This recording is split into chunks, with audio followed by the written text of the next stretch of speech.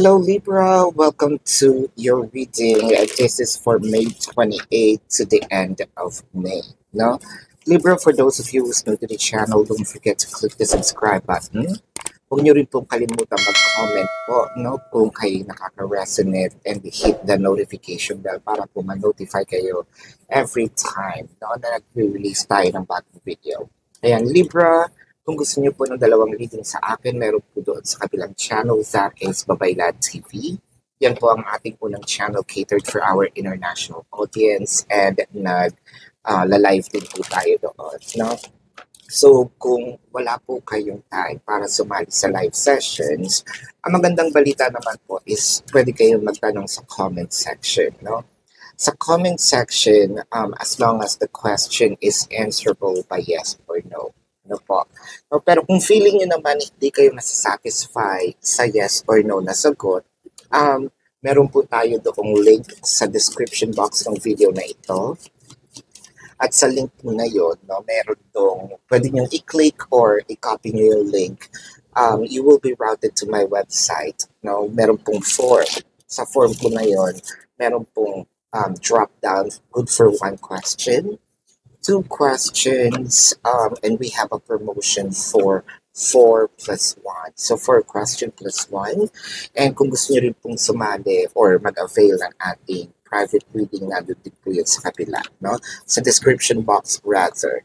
Ayan, Libra, magsimula na tayo. I wanted to know that this is also a general reading. So you may resonate with the entire reading, or you may resonate with some bits and pieces of the reading. So take what only yours. Alright, Libra, ang nakikita ko dito parang merong gustong makipagbate. So there's separation right off the bat.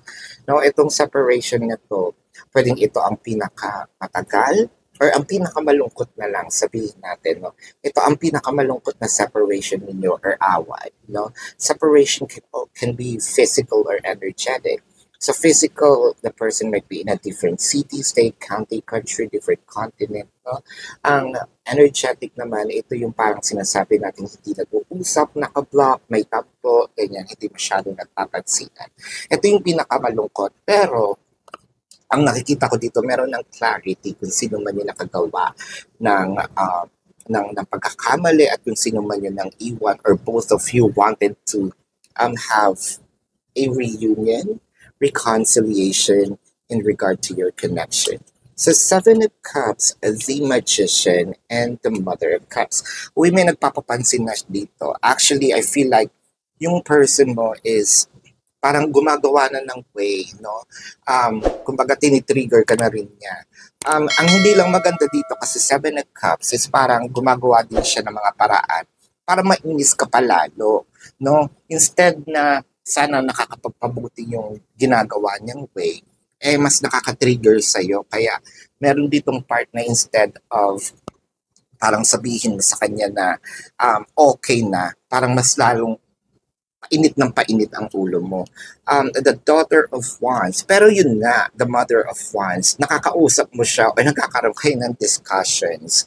I think mali lang yung way nito kung paano niya kunin yung kiliti mo or kung paano kunin yung attention mo.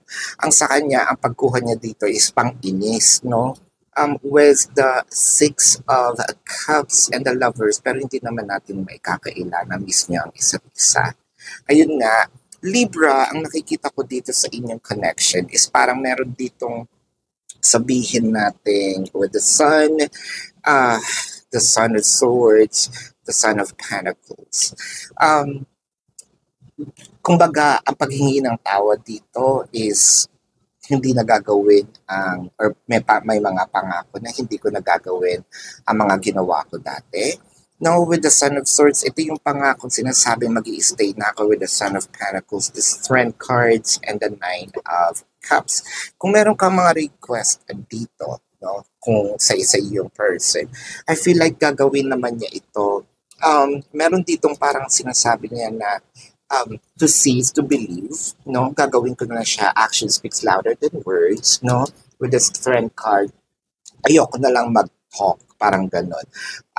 Watch and see, no? Ito ang aking mga gagawin dito sa connection na ito at maraming pangako, no? Na pwedeng gawin niya ang mga bagay na hinihiling mo, no? Actually, humihingi na siya ng tawad. Mali lang yung kanyang way kasi sobrang pang-inis.